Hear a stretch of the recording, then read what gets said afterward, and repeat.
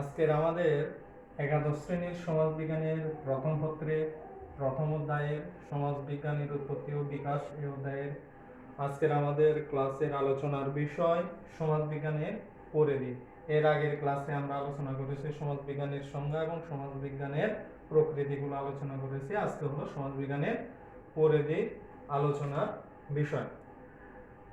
আমরা জানি মানব সমাজ প্রতিনিয়তই হলো পরিবর্তনশীল এবং গতিশীল, এবং এই পরিবর্তনের প্রেক্ষাপটে বিভিন্ন সামাজিক পরিবেশ এবং পরিস্থিতির সংস্পর্শে কিন্তু মানুষ প্রতিনিয়তই চলে আসতেছে এই পরিবর্তনের প্রেক্ষাপটে।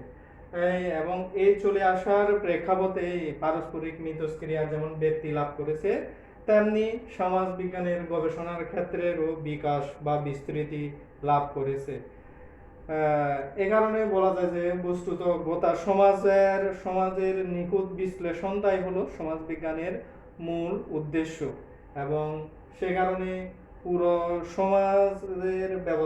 পুরো সমাজটাই হলো সমাজবিজ্ঞানের মূল পরিধির আওতাভুক্ত। এবং এর প্রেক্ষাপটে আমরা সমাজবিজ্ঞানের পরিধির কয়েকটি ক্ষেত্র সংক্ষেপে এখানে আলোচনা করব। আমরা প্রথমে আসতেছে ক্ষুদ্র পরিসর সমাজবিজ্ঞান। মূলত এই ক্ষুদ্র পরিসর সমাজবিজ্ঞানের এই শাখার মধ্যে সমাজের প্রাথমিক এবং গৌণ দল সমূহের কাঠামো, এদের বিস্তৃতি, বিকাশ, এগুলো সম্পর্কেই মূলত এখানে আলোচনায় ক্ষুদ্র পরিসর সমাজবিজ্ঞানে আলোচনা করা হয়ে থাকে। এবং এখানে মানুষের মধ্যে একে অন্যের প্রতি আস্থা এবং অনাস্থা কিভাবে সমাজ জীবনের স্থিতিশীলতা নির্ধারণ করে দেয়, এই সম্পর্কে আমরা এই ক্ষুদ্র পরিসর সমাজবিজ্ঞানের মাধ্যমে জানতে পারি। এই হলো সংক্ষেপে ক্ষুদ্র পরিসর সমাজবিজ্ঞান। এরপরে আসতেছে সুপরিসর সমাজবিজ্ঞান। মূলত এই সুপরিসর সমাজবিজ্ঞানের মধ্যে হলো সমগ্র বৃহৎ আকার সমাজের প্রতিষ্ঠানগুলোকে মূলত এখানে আলোচনা করা হয়ে থাকে। এখানে সমাজের ব্যবস্থাকে, সামাজিক ব্যবস্থাগুলোকে অধ্যয়ন করা হয়, এবং এখানে বিশেষ করে সমাজের কাঠামো, বিন্যাস, সংস্কৃতি, এই বিষয়গুলোর এই সুপরিসর সমাজবিজ্ঞানের মাধ্যমে জানা যায়, আলোচনা করা হয়ে থাকে, কারণ এই সুপরিসর সমাজবিজ্ঞান এই শাখা। এরপরে আসতেছে মৌল সমাজবিজ্ঞান। মৌল সমাজবিজ্ঞান মূলত এখানে সমাজের গবেষণা বস্তুনিষ্ঠভাবে করতে গিয়েই মূলত এই মৌল সমাজবিজ্ঞানের বা পিওর সোসিওলজির বিকাশ ঘটে থাকে। এবং এখানে যে জিনিসগুলোর মধ্যে দেখা যায়, মূলত মৌল সমাজবিজ্ঞানের মূল্যবোধ নিরপেক্ষতায় হলো সমাজকে অধ্যয়নের মূল বিষয়। মূল্যবোধ নিরপেক্ষভাবে সমাজকে অধ্যয়ন করাই হলো এই মৌল সমাজবিজ্ঞানের মূল আলোচ্য বিষয় বা মৌল সমাজবিজ্ঞানের মূল বিষয়বস্তু বা উদ্দেশ্য। এ কারণে এখানে প্রত্যয়, অনুমিত সিদ্ধান্ত, সাধারণীকরণ এবং তথ্য প্রদান করা হয়ে থাকে এই মৌল সমাজবিজ্ঞানের মাধ্যমে। এই হলো সংক্ষেপে মৌল সমাজবিজ্ঞানের বিষয়বস্তু। এরপরে আসতেছে ঐতিহাসিক সমাজবিজ্ঞান। ঐতিহাসিক সমাজবিজ্ঞান মূলত মানব সমাজের বর্তমান এবং অতীত সমাজের বিকাশ, উদ্ভব, বিকাশ এবং জীবনযাত্রার প্রণালী, এই বিষয়গুলো আলোচনা করা হয়ে থাকে। এবং এই বিষয়গুলোর আলোচনার ক্ষেত্র হিসেবে প্রাচীন সমাজ, পশুপালন সমাজ, কৃষিভিত্তিক সমাজ এবং শিল্পভিত্তিক সমাজের বিকাশগুলো বা সমাজ সম্পর্কে আলোচনা, ব্যাখ্যা, বিশ্লেষণ এই ঐতিহাসিক সমাজবিজ্ঞানে করা হয়ে থাকে। এরপরে আসতেছে ফলিত সমাজবিজ্ঞান। ফলিত সমাজবিজ্ঞান মূলত সমাজবিজ্ঞানের যে তাত্ত্বিক জ্ঞানগুলো, নিয়ম নীতি বা পদ্ধতিগুলো বের করা হয়, এই জিনিসগুলো, এই তাত্ত্বিক জ্ঞানগুলো, নিয়ম নীতিগুলো কিভাবে সামাজিক বিভিন্ন সমস্যার প্রেক্ষাপটে প্রয়োগ করে এই সামাজিক সমস্যাগুলোর প্রয়োগে, সামাজিক সমস্যার সমাধানে কিভাবে সামাজিক জ্ঞানকে প্রয়োগ করা যায়, এই উদ্দেশ্য নিয়ে মূলত এই ফলিত সমাজবিজ্ঞানের বিকাশ বা এই শাখাটির বিকাশ হয়। এবং এখানে মূলত সামাজিক বিভিন্ন সমস্যা চিহ্নিতকরণ এবং এগুলোর সমাধানের নির্দেশনাগুলো এই ফলিত সমাজবিজ্ঞানে দেওয়া হয়ে থাকে। এরপরে আসতেছে সমাজতাত্ত্বিক তত্ত্ব। এই সমাজতাত্ত্বিক তত্ত্বের মধ্যে মূলত সমাজবিজ্ঞানের বিভিন্ন প্রত্যয়, পদ, নীতি এবং বিভিন্ন প্রকার সামাজিক ইস্যু নিয়ে বিস্তারিতভাবে আলোচনা করা হয়ে থাকে সামাজিক তত্ত্বের মধ্যে, সমাজতাত্ত্বিক তত্ত্বের মধ্যে। এবং এখানে সমাজবিজ্ঞানের যে বিভিন্ন তথ্যগুলো রয়েছে, তত্ত্বের উদ্ভব, কিভাবে এই তত্ত্বের পরীক্ষা নিরীক্ষা করা হয়ে থাকে এবং কিভাবে পুরাতন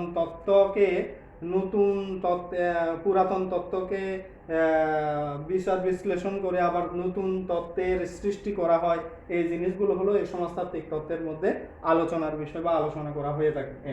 এরপরে আস্তে আস্তে গ্রামীণ সমাজবিজ্ঞান। গ্রামীণ সমাজবিজ্ঞানের মূলত গ্রামীণ সমাজের সমাজ জীবন ব্যবস্থা, কাঠামো, শ্রেণীবিন্যাস, গ্রামীণ সমাজের অনুষ্ঠান প্রতিষ্ঠান, এগুলো সম্পর্কে আলোচনা করা হয়। গ্রামীণ সমাজের উপরে আবার সমাজবিজ্ঞানে গ্রামীণ সমাজের উপর শিল্পায়ন, নগরায়নের প্রভাব কেমন, এই জিনিসগুলো দেখা হয়। এবং স্থানীয় প্রশাসনিক ব্যবস্থা, তারপরে সামাজিক উন্নয়ন ব্যবস্থা, গ্রামীণ সমাজের উন্নয়নের এই বিষয়গুলো কিন্তু এই গ্রামীণ সমাজ বিজ্ঞানের আলোচিত বিষয় বা আলোচনা করা হয়ে থাকে।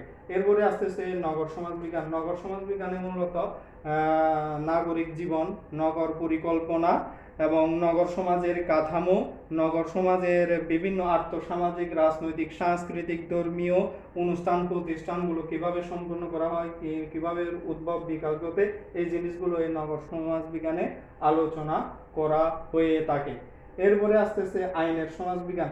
আইনের সমাজবিজ্ঞানে মূলত আইনের উদ্ভব, প্রাচীন সমাজে আইনের উদ্ভব, আইনের প্রভাব, সমাজের মধ্যে আইনের প্রভাব এবং কোন প্রেক্ষাপটে আইনের উৎপত্তি হয়েছে, আইনগুলোর উৎপত্তি হয়েছে, এই জিনিসগুলো কিন্তু এখানে আলোচনা করা হয়। এবং সামাজিক নিয়ন্ত্রণ ব্যবস্থা কেমন, কি অবস্থায়, কি রকম সামাজিক নিয়ন্ত্রণ ব্যবস্থা তৈরি হয়েছে, এই সকল বিষয়গুলো মূলত এই আইনের সমাজবিজ্ঞানে আলোচনা করা হয়। আইনের আইনের ব্যবহার কিভাবে প্রয়োগ করা হচ্ছে, কিভাবে এই প্রয়োগের মাধ্যমে সমাজকে সুশৃঙ্খলভাবে নিয়ন্ত্রণ করা হচ্ছে, এই জিনিসগুলো আইনের সমাজবিজ্ঞানের আলোচনার বিষয়। সমাজের ক্ষেত্রে এখানে আইনের সাথে আবার আইনের সমাজবিজ্ঞানের মধ্যে সমাজের অন্যান্য প্রতিষ্ঠানের সাথে আইনের সম্পর্কগুলো কিভাবে সম্পর্কিত, এই জিনিসগুলো এই আইনের সমাজবিজ্ঞানের আলোচনার বিষয় বা আইনের সমাজবিজ্ঞান শাখায় অন্তর্ভুক্ত বিষয়। এরপরে আস্তে আস্তে পরিবারের সমাজবিজ্ঞান। পরিবারের সমাজবিজ্ঞান, আমরা জানি পরিবার হলো মানব সমাজের আদিম সংগঠন। পরিবারটি হলো মানব সমাজের আদিম সংগঠন এবং এই পরিবারের মাধ্যমেই ধীরে ধীরে সমাজের উদ্ভব বা বিকাশ হয়ে থাকে। এ কারণে মানব সমাজের সমাজকে নিয়ে যেহেতু সমাজবিজ্ঞান আলোচনা করে, এ কারণে সমাজবিজ্ঞানের প্রাথমিক একেবারে মূল আলোচনার বিষয় কিন্তু এই পরিবার। এ কারণে পরিবারের সমাজবিজ্ঞানের মধ্যে পরিবারের উদ্ভব বিকাশ এবং পরিবারের বিভিন্ন কার্যাবলী, পরিবর্তনশীল সময়ের প্রেক্ষাপটে পরিবার কিভাবে পরিবর্তিত হচ্ছে, পরিবারের কাজের ধরনগুলো কিভাবে পরিবর্তিত হচ্ছে, এগুলো পরিবারের এই পরিবর্তনের দ্বারা সমাজে কি ধরনের প্রভাব পড়তেছে, এই জিনিসগুলো এখানে একই সাথে পরিবারের সমাজবিজ্ঞানের আলোচনা করা হয়। আর পরিবার গঠন করতে হলে বিবাহ হলো মূল ভূমিকা পালন করে। বিবাহের মাধ্যমে পরিবার গঠন, এই কারণে এখানে বিবাহের উৎপত্তি, বিকাশ, এই বিবাহ সম্পর্কিত সকল বিষয়গুলো, বিবাহ ধরন থেকে শুরু করে এগুলো এই পরিবারের সমাজবিজ্ঞানের মধ্যে আলোচনা করা হয়ে থাকে। এরপরে আস্তে আস্তে শিক্ষার সমাজবিজ্ঞান। সমাজে কিভাবে শিক্ষার উদ্ভব হয়েছে এবং শিক্ষার ধরনগুলো কেমন, শিক্ষা ব্যবস্থা কেমন, এই বিষয়গুলো এবং এই শিক্ষা ব্যবস্থাগুলো সমাজে কিভাবে শ্রেণী সম্পর্কের সাথে শিক্ষার ব্যবস্থা জড়িত, সমাজের অর্থনৈতিক ব্যবস্থার সাথে শিক্ষার ব্যবস্থা কেমন জড়িত এবং বিভিন্ন পেশাজীবীর সাথে সমাজের শিক্ষার কি ধরনের সম্পর্ক রয়েছে, এই বিষয়গুলো কিন্তু এই শিক্ষার সমাজবিজ্ঞানের আলোচনা করা হয়ে থাকে বা আলোচনার বিষয়। এই হলো শিক্ষার সমাজবিজ্ঞান। এরপরে আস্তে আস্তে রাজনৈতিক সমাজবিজ্ঞান। রাজনৈতিক সমাজবিজ্ঞানে মূলত সমাজের রাজনৈতিক প্রতিষ্ঠান, রাষ্ট্র, সরকার ব্যবস্থা, রাজনৈতিক দল এবং সামাজিক এবং রাজনৈতিক অধিকারগুলো, এই বিষয়গুলো নিয়ে কিন্তু এই রাজনৈতিক সমাজবিজ্ঞানে আলোচনা করা হয়। এবং বিভিন্ন সামাজিক আন্দোলনগুলো, বা রাজনৈতিক যে আন্দোলনগুলো, সমাজের বৈপ্লবিক যে আন্দোলনগুলো হয়, এগুলোর প্রভাবগুলো সমাজে কী ধরনের প্রভাব পড়তেছে, এই জিনিসগুলো কিন্তু এই রাজনৈতিক সমাজবিজ্ঞানের মধ্যে কিন্তু আলোচনা করা হয়ে থাকে। এরপরে আসতেছে ধর্মের সমাজবিজ্ঞান। ধর্মের সমাজবিজ্ঞানের ক্ষেত্রে বলা হচ্ছে ধর্মের উৎপত্তি, বিকাশ এবং ধর্মের সামাজিক গুরুত্ব কার্যাবলী। এই ধর্মের সমাজবিজ্ঞানের আলোচনার বিষয়। এতে বিভিন্ন ধর্মীয় বিশ্বাসগুলো, এই ধর্মের সমাজবিজ্ঞানের মধ্যে বিভিন্ন ধর্মীয় বিশ্বাস, আচার অনুষ্ঠানের মধ্যে তুলনামূলক আলোচনা করা হয়ে থাকে এবং ধর্মের সমাজতাত্ত্বিক মতবাদগুলো কেমন ছিল এবং এই দৃষ্টিকোণ থেকে, সমাজতাত্ত্বিক দৃষ্টিকোণ থেকে, মনস্তাত্ত্বিক দৃষ্টিকোণ থেকে এগুলো ব্যাখ্যা বিশ্লেষণ করা হয়ে থাকে এখানে ধর্মীয় মতবাদগুলো। এইগুলো ধর্মের সমাজবিজ্ঞান। এরপরে আসতেছে শিল্প সমাজবিজ্ঞান। শিল্প সমাজবিজ্ঞানের উদ্ভব মূলত শিল্প বিপ্লবের পরপর। শিল্প বিপ্লবের পরবর্তীতে সমাজের যে ধরনের সমস্যার সম্মুখীন হয়েছে, সমাজ যে ধরনের ব্যবস্থার মধ্যে পরিবর্তন চলে এসেছে, পরিবর্তনের মধ্য দিয়ে ঘটেছে, এরই প্রেক্ষাপটে মূলত শিল্প সমাজবিজ্ঞানের বিকাশ ঘটে এবং শিল্প সমাজবিজ্ঞানের সাথে সমাজ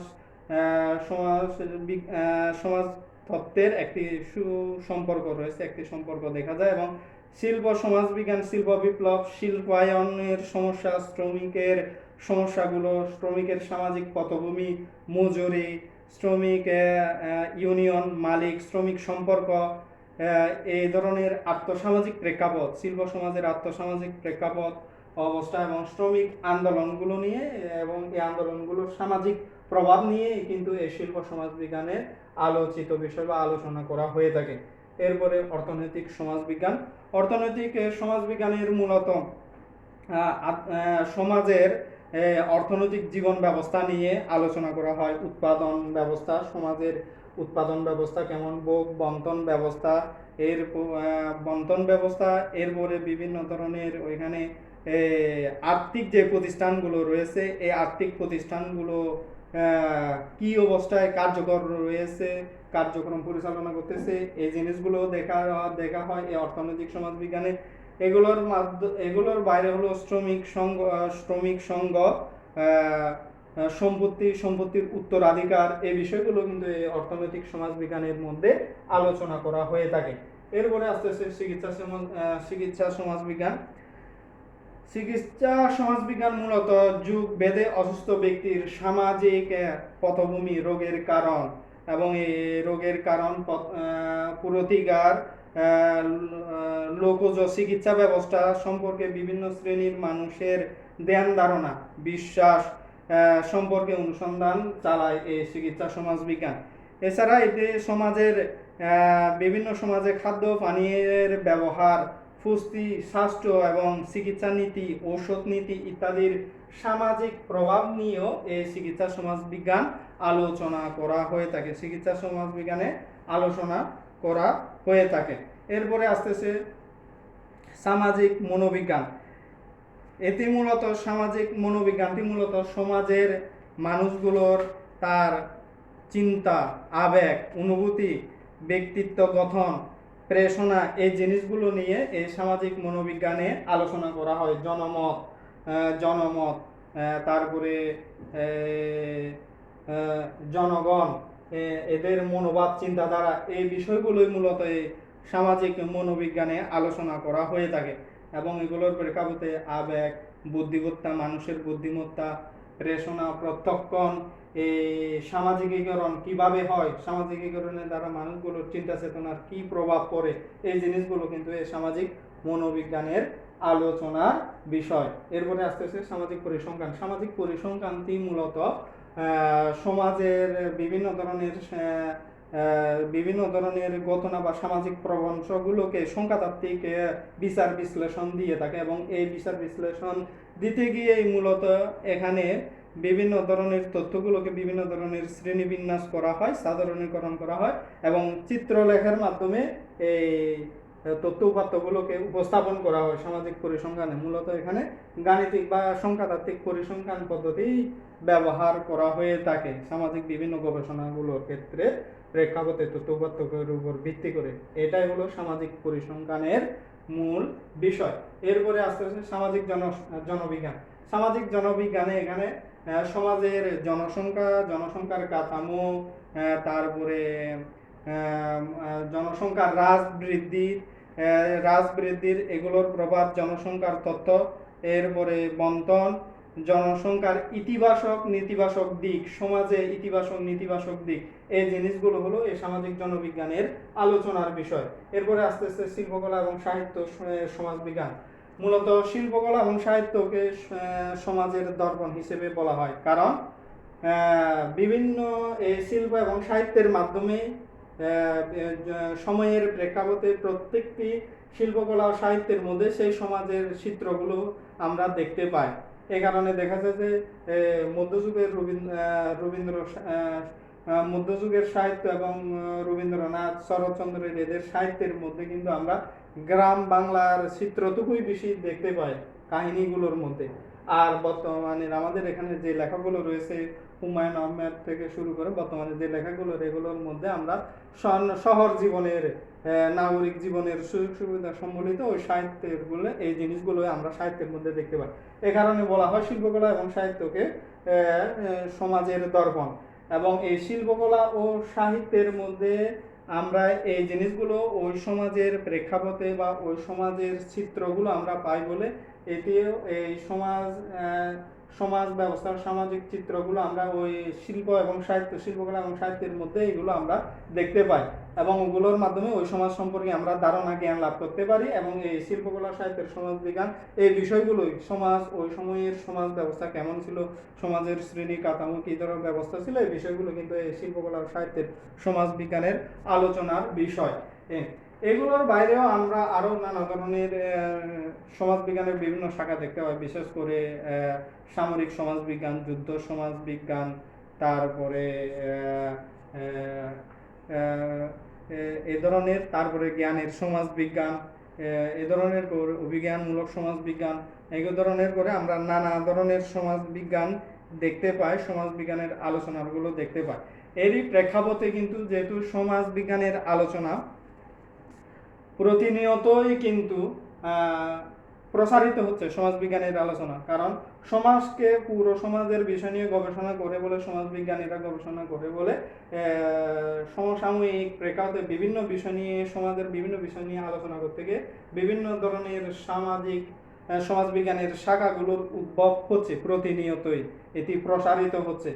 এই কারণে বলা যায় যে এতে আসলে সমাজবিজ্ঞানের এই জিনিসটিকে বলা যায় যে আসলে বহুবিধ শাখা প্রশাখায় বিভক্ত জ্ঞানের সমন্বয়ে একটি মহিরুহ হিসেবে আমরা এই সমাজবিজ্ঞানকে আখ্যায়িত করতে পারি। আজকের এই ক্লাসের মধ্যে আমরা দেখতে পেলাম সমাজবিজ্ঞানের পরিধি বা শাখা প্রশাখাগুলো, সমাজবিজ্ঞানের বিভিন্ন শাখা প্রশাখাগুলোর সংক্ষিপ্ত আলোচনা আমরা করলাম। এখান থেকে যে ধরনের প্রশ্নগুলো হয়, মূলত এই প্রত্যেকটি বা প্রশাখাগুলো সমাজবিজ্ঞানের প্রত্যেকটি শাখার বিভিন্ন আলোচনার বিষয়বস্তুর আলোকে উদ্দীপকের মধ্যে দেওয়া থাকে, এবং ওগুলোর আলোকে বলা হয় যে এটি কোন সমাজবিজ্ঞানের কোন শাখার অংশ, সমাজবিজ্ঞানের কোন পরিধির অন্তর্ভুক্ত, এবং ওই পরিধি সম্পর্কে ব্যাখ্যা বিশ্লেষণ করো, এই ধরনের করে প্রশ্নগুলো হয়। এই কারণে এখানে প্রত্যেকটি যে শাখাগুলোর কথা আলোচনা করা হলো, এগুলো প্রত্যেকটি তোমাদেরকে ভালো করে পড়তে হবে, এবং তোমাদের হোমওয়ার্ক হিসেবে থাকবে সমাজবিজ্ঞানের পরিধিগুলোর সংক্ষেপে বর্ণনা করো।